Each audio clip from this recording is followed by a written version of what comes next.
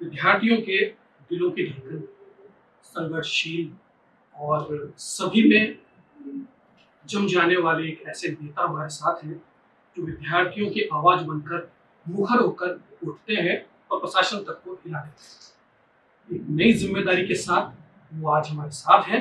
पहले तो उनको हम आपसे इंट्रोड्यूस कराते हैं और उनको बधाई भी देते हैं, इतनी बड़ी ज़िम्मेदारी उनके हाथों में और उनके कंधों पर आई है।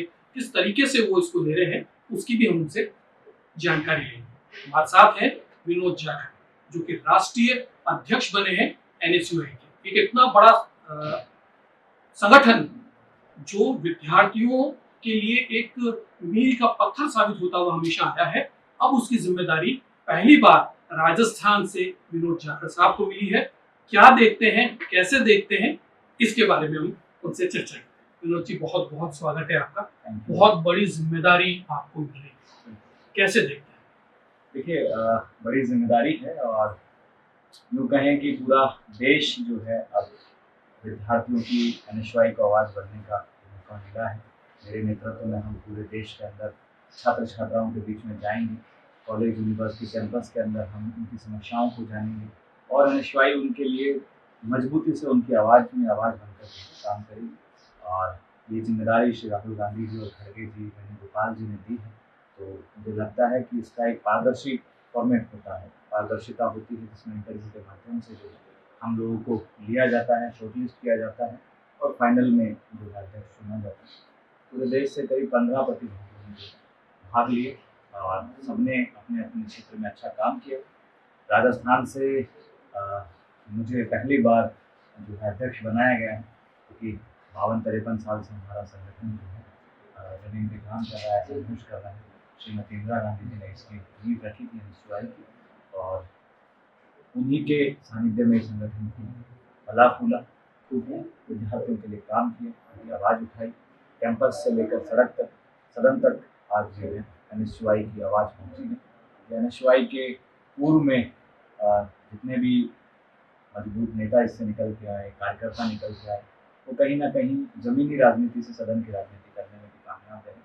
तो यूँ पूरे देश की जिम्मेदारी मिलना, मैं ये कहूँगा, मेरे लिए गर्व की और सौभाग्य की बात है कि मेरे जैसे आम परिवार का एक नौजवान, जिनका कोई पारिवारिक राजनीतिक बैकग्राउंड नहीं है, माता पिता भी ज़्यादा पढ़े लिखे नहीं हैं, ऐसे में श्री राहुल गांधी जी एक आम कार्यकर्ता को सीधा सड़क से उठाकर और दिल्ली तक बैठाते हैं। तो मुझे लगता है ये बड़ी जिम्मेदारी है, कांटों भरा ताज है। तो मैं पूरी ईमानदारी से जिम्मेदारी आपका अगर सफर देखें राजनीति का, तो पहले आप राजस्थान हिस्ट्री के अध्यक्ष के लिए आप आए, फिर उसके बाद आप राष्ट्रीय महासचिव बने एनएसयूआई के, उसके बाद आप प्रदेश के अध्यक्ष बने और अब देश के। तो एक बड़ी लंबी आपकी जो है जर्नी है।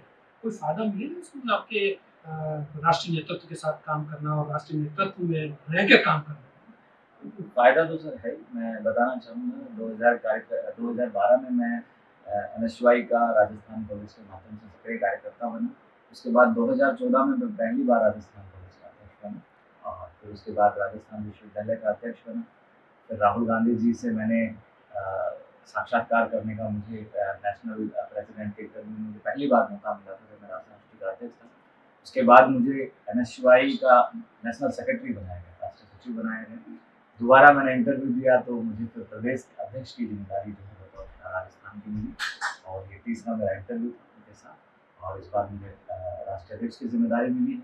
देखिए, फ़ायदा नुकसान ये नहीं है, ये एक अच्छी सीख है कि मेरे जैसा एक आम परिवार का कार्यकर्ता जो ज़मीन पर रह के काम करता है, कॉलेज यूनिवर्सिटी में संघर्ष करता है और धीरे धीरे सीढ़ी दर सीढ़ी जो है हमें मौका मिलता है। ये राहुल गांधी जी और कांग्रेस पार्टी की सोच है कि जिसमें एक आम आदमी को भी जो है आगे बढ़ने का मौका मिल सकता है। अगर मैं ये कहूँ कि अगर मैं और किसी सिस्टम में होता तो शायद मैं आज एनएसयूआई का राष्ट्रीय अध्यक्ष नहीं बन पाता, लेकिन ये हमारी ऑर्गेनाइजेशन की एक लोकतांत्रिक प्रक्रिया है, उनकी ये एक विचारधारा है कि ऐसे जो आम परिवार के लोग हैं उनकी एक नई पीढ़ी जो है राजनीति में तैयार की है, ताकि एक कांग्रेस की राजनीति जो है जो अच्छे लोगों के भविष्य में जो है हाथ में रही। तो ये राहुल गांधी जी की सोच है कि पूरे देश के अंदर हजारों ऐसे नौजवान वो तैयार करें जो सड़क पे संघर्ष कर रहे हैं, देश के मुद्दे उठा रहे हैं, देश के नव निर्माण में अपनी भागीदारी निभा रहे हैं।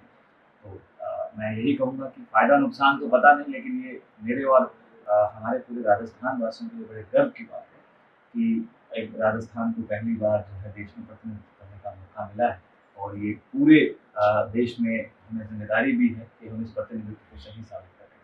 बिल्कुल। जी, सबसे बड़ी बात है कि राजस्थान एक स्टेट है, लेकिन अब आपको पूरा भारत को देखना है। बहुत बड़ा नई तरह की बोलियाँ हैं, नई तरीके की विचारधारा है, नई तरीके की वहाँ की भौगोलिक स्थितियाँ हैं। ऐसे में पूरे स्टूडेंट्स को एक साथ करना ये बहुत बड़ी ज़िम्मेदारी है। अभी आपने खुद ने कहा कि ये काँटों का ताज है। तो लगता है आपको कि इन काँटों पे चढ़ने के लिए आपके जो पैर हैं वो बिल्कुल मज़बूत और उस तरीके से चलेंगे और साथ आपको सभी का मिलेगा? बिल्कुल देखिए आपने सही कहा क्योंकि हम देखते हैं कश्मीर से कन्याकुमारी तक भिन्न-भिन्न भाषाएँ, भिन्न-भिन्न बोली, भिन्न-भिन्न पहनावे के लोग रहते हैं, उनकी मानसिकता, उनकी सोच में बहुत सारा फ़र्क है। इधर अटक से कटक आप चले जाइए, नॉर्थ ईस्ट में आप चले जाइए, भिन्न-भिन्न तरीके का भारत आपको देखने को मिलेगा और भिन्न-भिन्न समस्याओं का सामना है। हिंदी पट्टी की समस्याएँ अलग हैं, साउथ की अलग हैं, नॉर्थ ईस्ट की अलग हैं। तो पर इस देश में कुछ कॉमन समस्याएँ हैं जो मैं ये देखता हूँ जैसे आज ड्रग बहुत ज़्यादा बढ़ गया है। तो आप चाहे नॉर्थ ईस्ट में चले जाएँ, साउथ स्टेट्स में चले जाएँ, ये हर जगह चाहे हिंदी पट्टी के जो राज्य हैं, उनमें चली जाइए, ड्रग्स बहुत इम्पोर्टेंट इश्यू इस देश का बन चुका है। साथ हम देखते हैं अनएम्प्लॉयमेंट एक बहुत बड़ा इश्यू इस देश का बन गया है। बेरोज़गारी की वजह से जो है लाखों छात्र जो है हम कहते हैं सुसाइड करने लगे हैं, क्योंकि उनकी मेंटल हेल्थ खराब हो रही है। पेपर लीक पूरी आज राजस्थान गुजरात, मध्य प्रदेश, महाराष्ट्र की समस्या नहीं है, ये पूरे देश की समस्या है। तो ये हमारे देश भर की समस्याएँ हैं, इन पर हम लोगों को काम करने की आवश्यकता है। बाकी बेसिक समस्याएँ, कॉलेज की स्थितियाँ तो इसमें कोई छुपी हुई बात नहीं है। जिस तरीके से हम लोग देखते हैं कि केंद्र में भाजपा की सरकार है, राजस्थान में भाजपा की सरकार है, लेकिन आज शिक्षा का बजट जो है दिन प्रतिदिन जो है कम होते जा रहा है। हर बजट में हम देखते हैं कि शिक्षा के बजट को घटाया जा रहा है, बहुत चिंता का विषय है। शिक्षा का स्तर जो कभी हम देश की अच्छी स्थिति में होते थे, आज उसमें गिरावट आई है। कहीं न कहीं शैक्षणिक संस्थाओं को खत्म करने का काम भी किया जा रहा है। साथ के साथ हम लोग देखते हैं कि आज अपनी राजनीतिक स्वार्थ के कारण जो है शैक्षणिक संस्थाओं का उपयोग किया जा रहा है। क्योंकि अभी मैं आपको याद दिला रहा हूँ, राजस्थान विश्वविद्यालय में आरएसएस का एक शस्त्र पूजन था। तो हमने यही कहा कि भई विश्वविद्यालय कैंपस के अंदर जो है कलम किताब की पूजा होनी चाहिए। शस्त्रों का पूजन करके हम छात्र-छात्राओं के बीच में क्या संदेश देना चाहते हैं? हमें गिरफ्तार किया गया, मैं 18 दिन जेल में रहा। तो अब ये भी एक बड़ा चैलेंज है इस देश में कि हम हमारी शैक्षणिक संस्थाओं को कैसे जो है राजनीतिक अखाड़ा बनने से रोक सकते हैं। ये बड़ी चुनौती है। हम ये चाहते हैं कि भई शैक्षणिक संस्थाओं में शिक्षा का माहौल रहे, सौहार्द, भाईचारे का माहौल रहे और एक ऐसा माहौल रहे कि छात्र जो है, चाहे वो किसी भी वर्ग, किसी भी जाति, किसी भी धर्म का हो, अपने आप को सुरक्षित महसूस करे और उसको ये लगे कि कॉम्पिटिशन हमारा एकदम जेन्युइन है, एकदम सटीक है। अगर हम ईमानदारी से मेहनत करेंगे तो हम कामयाब होंगे। तो ये बड़े चैलेंजेस हमारे सामने हैं। देखिए जो है वो आपको भी लगा होगा कि अगर हम कॉलेजेस को देखें, यूनिवर्सिटीज़ को देखें, लोकतंत्र की पहली सीढ़ी है, जैसे चाहे एमएनसी हो या और दूसरे स्टूडेंट्स संगठन हो। तो एक बिल्कुल आपने वो सही बात कही क्योंकि वो धीरे-धीरे टूट रहा है। राजस्थान में चुनाव होना बंद हो गए हैं और इस तरीके की स्थितियाँ हैं। तो उन सारे मुद्दों को लेके आप किस तरीके से क्योंकि अब आपके पास पूरे भारत का जो है वो ज़िम्मेदारी है, तो आप इन चीज़ों को कैसे देखेंगे? देखिए, मैं जैसे आपने भी कहा कि राजनीति की पहली सीढ़ी छात्र संघ माना जाता है और ये लोकतंत्र में भी एक सच्चाई है कि छात्र राजनीति से इस देश के बड़े-बड़े नेता निकल के आए हैं। न केवल प्रदेश के मुख्यमंत्री बने हैं, प्रदेश के सेंट्रल यहाँ कैबिनेट में मंत्री बने हैं, चाहे सेंट्रल में मिनिस्टर रहे हों या और भी बड़े पदों पे रहे हों। बहुत बड़े-बड़े नेता जो एक सदी में राजनीति में अपना लोहा मनवा चुके हैं, वो लोग सब छात्र राजनीति से निकल कर आए हैं। लेकिन आज जो है, आज के वर्तमान परिप्रेक्ष्य में छात्र राजनीति को कमज़ोर किया जा रहा है।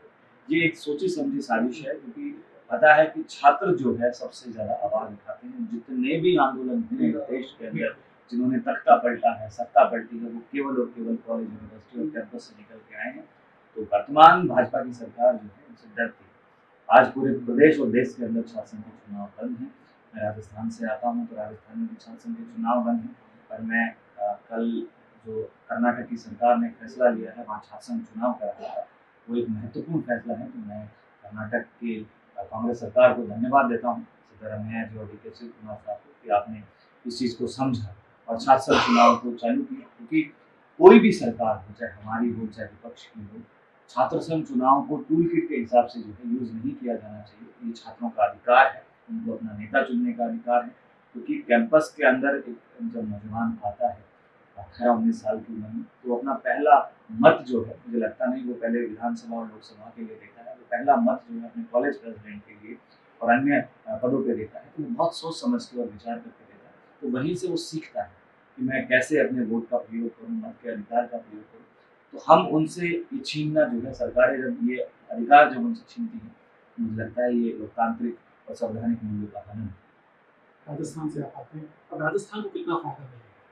हाँ, देखिए फ़ायदा तो बिल्कुल मिलना चाहिए, क्योंकि मैं खुद यहाँ अध्यक्ष रहा हूँ और मैंने बहुत सारे जनहित के यहाँ मुद्दे उठाए हैं, चाहे अरावली का मुद्दा हो, चाहे छात्र संघ का मुद्दा हो, चाहे ड्रग के खिलाफ हो।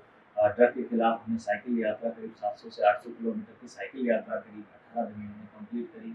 छात्र संघ चुनाव का मुद्दा हमने बहुत मजबूती से उठाया। बहुत सारे ऐसे मुद्दों पे काम किया। तो मुझे लगता है कि मेरी सक्रियता देखते हुए मुझे राहुल गांधी जी ने जो है देश में ये ज़िम्मेदारी दी। तो अब मेरी ज़िम्मेदारी देश की और राजस्थान की दोनों की बनती है, क्योंकि राजस्थान मेरा परिवार है। तो मैं जितना देश में सक्रिय रहूँगा, उसका मैं बिल्कुल बराबर हिस्सा जो है राजस्थान में भी सक्रिय रहूँगा। और बहुत सारी समस्याएँ हैं, तो हम लोग उन पे काम भी करेंगे और मैं यही कहूँगा कि अ, ये मेरे जैसा एक आम साधारण परिवार का जब मेहनत करता है, एक नौजवान ज़मीन पे रहता है, साधारण व्यक्ति होता है, जो आपको कहीं भी संवाद करते हुए चाय की टपरियों पे मिल जाएगा, किसी गार्डन में काम करते हुए मिल जाएगा। तो मुझे लगता है कि मेरे जैसे हज़ारों नौजवान जो राजनीति करना चाहते हैं, उनके लिए प्रेरणा है कि आप मेहनत ईमानदारी से करिए, कल को हम किसी भी पद पे जो है पहुँच सकते बहुत बहुत शुक्रिया, तो हुकूमत की तरफ से आपका बहुत बहुत शुक्रिया और आपको जो है वो बहुत शुभकामनाएं। और एक आपको हम चाहेंगे कि आप एक नई इबारत लिखें और राजस्थान का जो नाम है वो देश के माथे पे NSUI के नाम पर आप जरूर रखें। हैं। बिल्कुल, मैं भी लोकमत के सब दर्शकों को धन्यवाद देता हूँ कि आप आए और ऐसे ही आप छात्रों की आवाज़ को, नौजवानों के मुद्दों को उठाते रहिए। आप सबका बहुत धन्यवाद।